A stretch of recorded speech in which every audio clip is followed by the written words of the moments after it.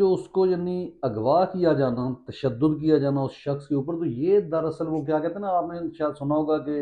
شاہ دولے کے چوہے یا دولے شاہ کے چوہے بھی کہا جاتا ہے، شاہ دولے کے چوہے. تو وہ کون بیچارے لوگ ہوتے تھے یہاں پہ، یعنی وہ کیا کہتے ہیں کہ بیکورڈ تھنکنگ کے لوگ رہتے تھے برے صغیر میں. تو وہ کیا کرتے تھے کہ جی وہ اپنے پیروں کو چڑھاوے چڑھانے کے لیے، وہ بچے چھوٹے ہوتے تھے تو ان کے سروں پر جو ہے وہ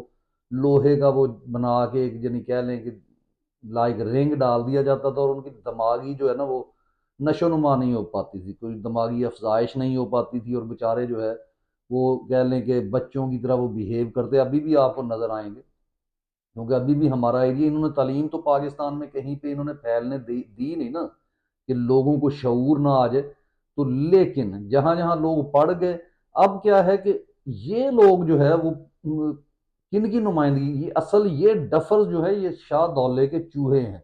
اگر ان کا دماغ کام کرتا ہو، اگر ان کے پاس تھنکنگ ہو، جب آپ نے ساری زندگی پڑھنا ہی نہیں ہے کہ آپ کا بابا جو ہے باجوہ جیسا 2 نمبر بندہ، وہ بھی ایف اے پاس ہے، F S C F A, اور یہ لوگ جو ہے وہ صرف ایک انگلش، اور انگلش بھی جیسے یہ بولتے ہیں وہ آپ کے سامنے ہے کہ انگلش کی بھی ایسی کی تیسی پھیرتے ہیں. لیکن کیونکہ کانفیڈنس لیول ہے اپنے، جو نئے یعنی ریکروٹ ہو کے آتے ہیں ان کو جناب ان کے ذہنوں میں ایک کمپلیکس جو ہے وہ ڈال دیا جاتا ہے، اور وہ سوائے انگلش بولنے کے علاوہ اور غلط بولنے صحیح بولنے انہوں نے بولنی ضرور ہے. اور یہ انگلش کو جو ہے وہ سمجھتے ہیں کہ ان کا نالج ہے. اور آج آپ اپنے ہر ادارے کے اوپر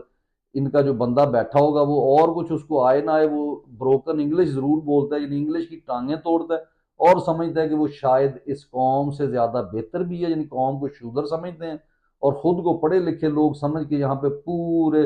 پاکستان کے ہر ادارے کے اوپر کھڑے ہوتے ہیں. اور پھر جو کرپشن کرتے ہیں وہ آپ کے سامنے ہے، کہ اب جو وابڈا کا چیئرمین باہر بھاگ گیا، اور جب اس کو بلایا جانا ہے، کس نے اس کا جناب احتساب کرنا ہے جب تک حقیقی آزادی نہیں آتی. تو انہوں